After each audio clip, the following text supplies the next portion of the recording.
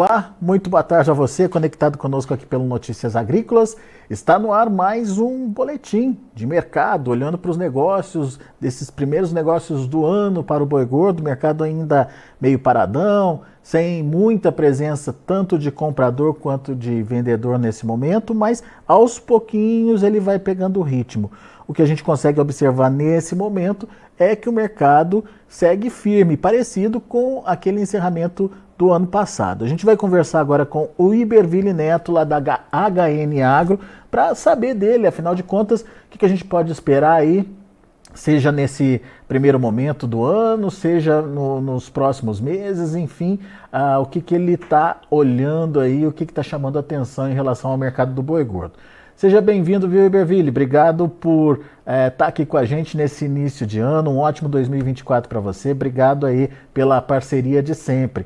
E eu começo te perguntando desses primeiros 2 dias úteis aí do ano. O que já deu para sentir, o que já deu para ver, enfim, e dá para imaginar como vai ser 2024 ou ainda é cedo, Iberville? Olá, Alexandre. Olá a todos. É um prazer, Alexandre. Contem com a gente agora esse ano e um feliz 2024 para todos nós. Alexandre, o mercado começou firme, né? Ele começou com pecuaristas fora das negociações, frigoríficos, eles deram uma gastada nas escalas nas últimas semanas, o que, vamos dizer, faz parte do período. Eles conseguiram alongar um pouco as programações ali em dezembro, mas já sabendo que as compras entre o Natal e o Ano Novo são muito ruins. Então, isso acaba gerando uma volta dessas programações para patamares um pouco mais justos, né? A gente não está falando de programações necessariamente apertadas de maneira geral, mas a gente está falando de programações que fazem com que a indústria não possa fazer muita tentativa de valor menor, né? Então, o cenário começou firme. A gente sempre faz a ponderação de que janeiro é um mês de consumo mais lento, mas, por outro lado, os pecuaristas também estão fora das vendas e isso acaba dando uma equilibrada no mercado. Quando você fala de programações justas, a gente está falando de que tamanho de escalas aí, Iberville?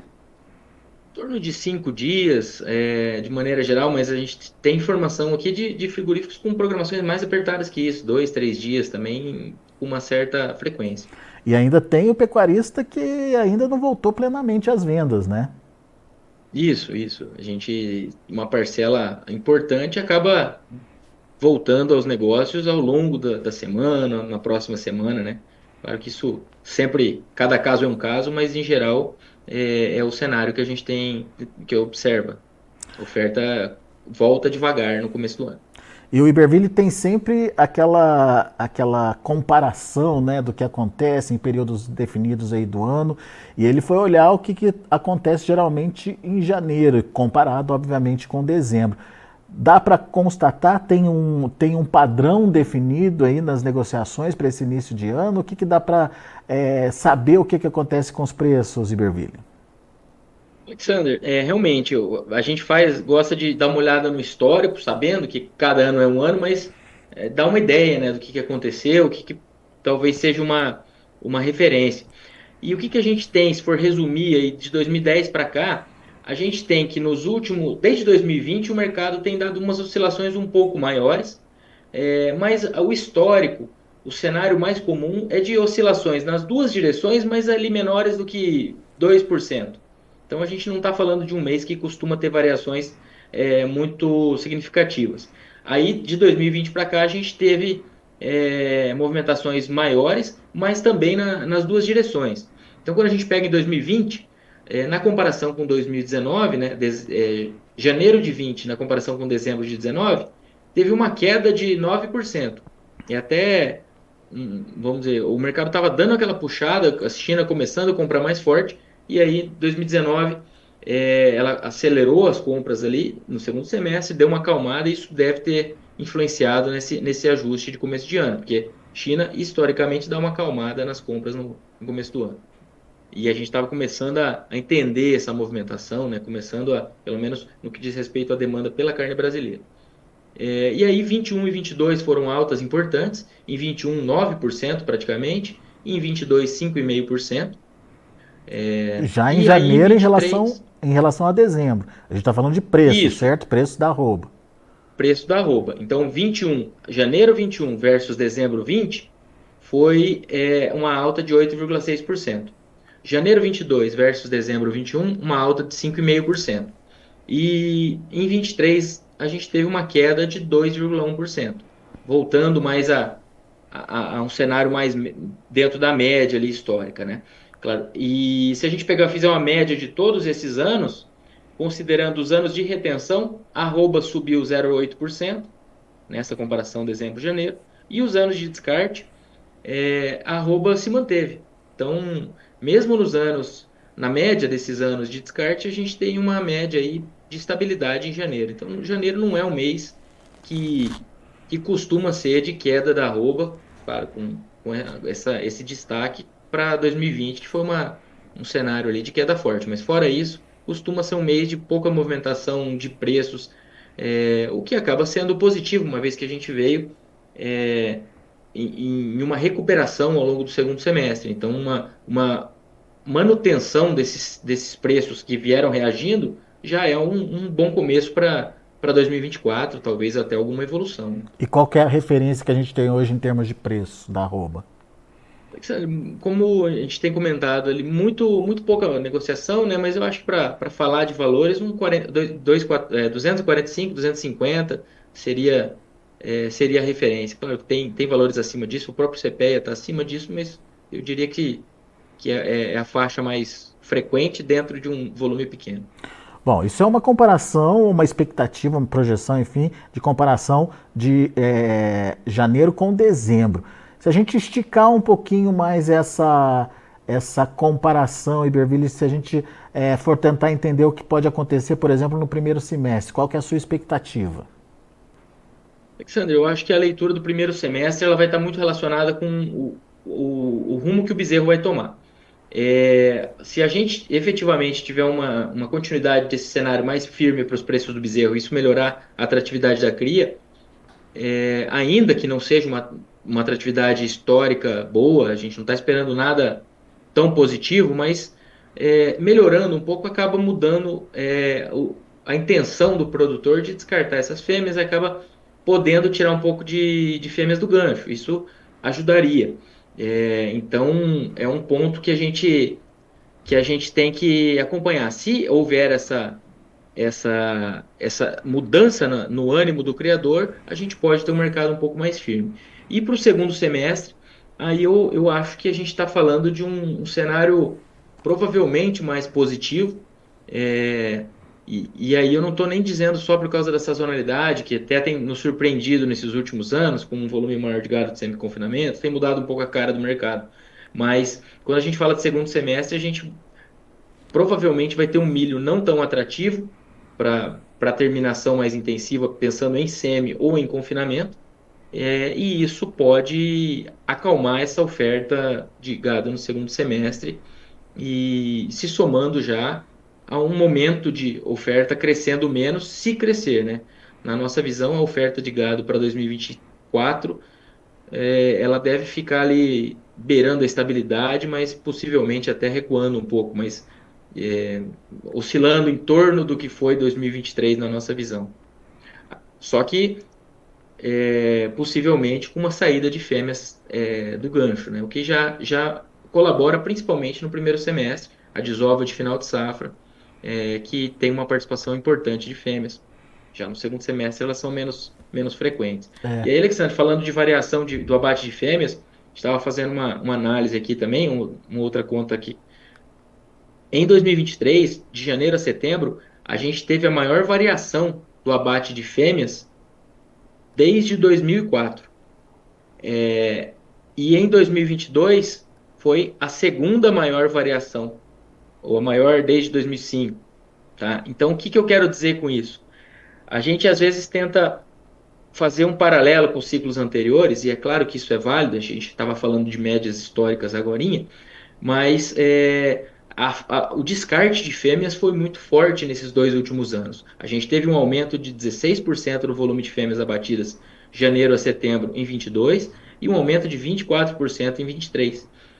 Como eu disse, o maior desde 2004, 2005. E isso pode fazer com que o cenário dê uma enxugada um pouco antes. Então, é um ponto aí a ser acompanhado. Já bateu tanta fêmea no ano passado que talvez não tenha muito mais aí para ser abatido esse ano. É isso? Essas fêmeas que tiveram 16% de aumento em 2022, uma vez que esse aumento ele não ocorre só no final do ano, essas fêmeas, principalmente, na verdade, no começo do ano, ou seja, elas não estiveram disponíveis para reprodução da estação do final de 2022, Uhum. bezerro nascido em 23, bezerro desmamado em 24. Então, é o primeiro ano que a gente vai ter uma oferta oriunda de fêmeas, ou de um ano no qual o abate de fêmeas já estava em alta forte. Porque os bezerros desmamados em 2023 foram os bezerros oriundos da estação de monta de 21. E nela a gente tinha tido uma queda de 16% do abate de fêmeas ao longo de 21. Então, agora é o primeiro momento, é o primeiro ano que vai sair bezerro já de um ano de descarte de fêmeas. Vamos ver como é que isso evolui. Isso pode pressionar preço, Iberville? Assim, você tira a fêmea do gancho, né? Mas pode aparecer mais animais, mais machos para abate? E aí a gente tem. Aqui eu estou pensando na oferta de bezerros, né? Lá atrás. Agora, quando a gente fala, a partir do momento que esse bezerro se torna um pouco menos ofertado, e aí eu estou sempre dizendo um pouco menos, porque a gente não está esperando uma virada de chave Ah, para uma alta forte, mas ah, um pouco menos de bezerros no mercado, o mercado firmando um pouco, isso pode tirar a fêmea do gancho. tira a fêmea do gancho. E paralelamente, como a gente teve uma oferta grande de bezerros em 22 e 23, esses bezerros ainda vão chegar ao mercado como machos. Então, talvez isso possa influenciar e começar a mudar um pouquinho a tendência de aumento de participação de fêmeas. Seria uma leitura. Ou alguma coisa próxima de estabilidade. Então, é, aí é aquele ruído da expectativa, né? Que a gente sempre tenta desenhar, mas tem que saber que tem muita coisa em jogo. Mas eu diria que a gente está perto dessa virada de ciclo, sim. Muito bem. Agora, isso daria sustentação para preço, preços melhores, talvez aí para arroba, enfim, qual que é a sua expectativa em relação a preços mesmo? Alexandre, eu acredito que sempre com a ponderação do bezerro que vai definir a oferta de fêmeas e Uhum. vai resultar nesse preço, mas eu acho que o mercado para o primeiro semestre ele tem espaço para trabalhar relativamente sustentado, sentindo o final de safra, isso é clássico, né? E talvez no segundo semestre sentindo essa relação de troca com o milho que deve ser menos atrativa, pelo menos é o que tudo indica, uma relação de troca menos atrativa, diminuindo o ímpeto ali dessas terminações mais intensivas e do próprio confinamento. Então, Isso daria talvez mais isso, espaço para os preços evoluírem, então. talvez isso dê um espaço maior para os preços ao longo do segundo semestre. E tudo isso com as ponderações que a gente vai falando a respeito de câmbio, a gente tem toda essa política fiscal acontecendo no Brasil, vai influenciar câmbio, e tem um cenário internacional que tinha acalmado, e quando eu digo acalmado, não é que a coisa estava calma lá no Oriente Médio, mas nós não tínhamos novidades mais contundentes, apesar da tristeza lá de uma guerra em curso. Então a gente, agora nesses últimos dias, houve um ataque no Líbano, e hoje uma bomba explodiu no Irã, faz 2 horas. Então, claro que essa bomba, a princípio, era uma coisa local. Mas o que que eu quero dizer isso? Por que que eu estou saindo, indo lá para. Porque isso pode influenciar o preço de petróleo. O petróleo, inclusive, estava em alta, pode influenciar inflação, consequentemente, até o equilíbrio de juros entre os países, aí, Brasil, Estados Unidos, e isso afeta câmbio. Câmbio em alta ajuda a exportação de boi, de carne, né? Por outro lado, pesa um pouco na alimentação, pesa bem na alimentação. Só que as duas coisas, pensando na pecuária, elas acabam ajudando, pensando em preço de boi. E aí são coisas que a gente tem que acompanhar, né? E principalmente quando a gente fala de um conflito em região produtora de petróleo ali, né? Sim, sim. Aí a gente tem todo esse agravante, né, de petróleo, pensando no petróleo como combustível e pensando até no petróleo como Commodity, pela né? sua relação ali com gás natural, ureia, custo de produção de milho. Que agora os preços do milho estão evoluindo, talvez eles segurem as pontas aí frente a uma alta de custos ou ajudem a segurar as pontas. Claro que a gente está falando de resultados para milho muito aquém daqueles picos observados nos últimos anos. Iberville, qual vai ser então, na sua opinião, a grande atenção para o produtor aí ao longo de 2024, ou pelo menos nesse primeiro semestre? Vamos pontuar esses primeiros 6 meses aí do ano. É o preço do bezerro? Eu acho que eu diria que se esse bezerro evoluir, ele tende a diminuir um pouco mais o abate de fêmeas ou dar uma puxada, isso pode retroalimentar preço de boi. O preço de boi, por sua vez, melhora a troca, aumenta a demanda por bezerro, o cenário vai dando uma mudada e o mercado pode evoluir. Isso mais em primeiro semestre, mas isso não vai tirar, na nossa visão, aquele efeito de final de safra, né? Chegada da seca, e isso tem que ser acompanhado. Mas eu diria em termos de patamar de preços, sem pensar em oscilação mês a mês. E aí, segundo semestre, a gente está de olho nesse preço do milho e até, caso os preços do boi gordo evoluam no primeiro semestre, o quanto eles vão evoluir para compensar um confinamento ali no segundo semestre, porque com milho mais caro, a conta aperta. Mas, por outro lado, se o preço do boi evoluir muito no futuro, der uma andada boa na frente, às vezes isso pode puxar um pouco de gado para um sistema mais intensivo. Então nós temos Mas aí... eu diria que, para não ficar em cima do muro jogando as duas possibilidades, eu diria que o ano que vem deve ser um ano um pouco menos de pressão de semi-confinamento e de confinamento sobre os preços.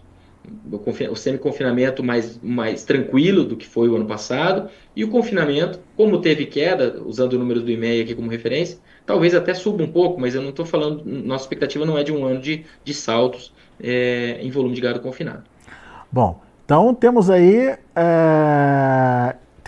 2 pontos importantes. Para o primeiro semestre, o bezerro; para o segundo semestre, o milho. 2 pontos de atenção para ver como é que vai ser a oscilação desses 2 produtos aí e, consequentemente, como isso pode influenciar na formação de preços da arroba do boi. Certo, Iberville? Isso, Alexandre. Nossa leitura tá nessa linha, sim. E lembrando que o pessoal do Sul, a gente está falando já naqueles gráficos de probabilidade, o Laninha começando a dar as caras a partir do meio do ano que vem, as probabilidades já aparecendo, né? Lembrando que afeta com tempo mais seco no Sul, por outro lado, dá uma trégua para chuvas aí no Centro-Norte. Então, o clima está bem, vamos dizer, emocionante aí nesses últimos anos do ponto de vista do produtor. E não diminuindo a importância disso, né? O emocionante, eu não estou sendo irônico nem nada, mas tá feio. Emocionante no sentido de desafiador, né? De prestar atenção. Ruim né? No sentido ruim, né? Felizmente. Muito bom. Iberville, meu amigo, obrigado mais uma vez por estar aqui com a gente, por começar esse ano com a gente, já na primeira semana, tá trazendo aí um pouquinho da sua expectativa e principalmente poder estar com a gente ao longo de 2024, ajudando nas análises e trazendo aí informações importantes para o produtor, principalmente na hora da tomada de decisão. Volte sempre, Iberville. Obrigado, Alexandre, um abraço a todos e um ótimo ano. Para você também. Até a próxima. Tá aí, Iberville Neto, HN Agro, aqui com a gente no Notícias Agrícolas, trazendo as informações para o mercado do boi gordo. Mercado que ainda está lento, segundo dia útil, sem grandes novidades, mas a boa novidade é que o mercado está firme. Em termos de preços, pouca coisa mudou em relação ao ano passado. As escalas estão curtas, o que faz com que os frigoríficos necessitem comprar, né, e dessa forma evitam a pressão nas cotações, mas vamos ver como é que vai ser esse comportamento à medida que os negócios vão se ampliando, os vendedores, os pecuaristas vão voltando aí para a frente de negócios e os frigoríficos vão conseguindo ou não formar suas escalas. Deixa eu passar para vocês como estão os negócios no mercado futuro, lá na B3. Acompanha comigo na tela, a gente tem janeiro trabalhando aí com alta de 0,24% a R$ 247,60. Fevereiro, R$ 247, tudo igual em relação ao fechamento anterior. O março 245,35, alta de 0,14%, abriu sem referência nas negociações, pelo menos até agora. O indicador CPEA fechou ontem acima dos 250, 255,50, uma alta expressiva de 1,27% aí, mas ainda não dá para afirmar que já é uma referência de preços para arroba não. Iberville prefere trabalhar naquele patamar dos 245 até 250 como referência em São Paulo. Muito bom, a gente vai ficando por aqui, agradeço a sua atenção e a sua audiência. Continue com a gente, Notícias Agrícolas, informação agro-relevante e conectada.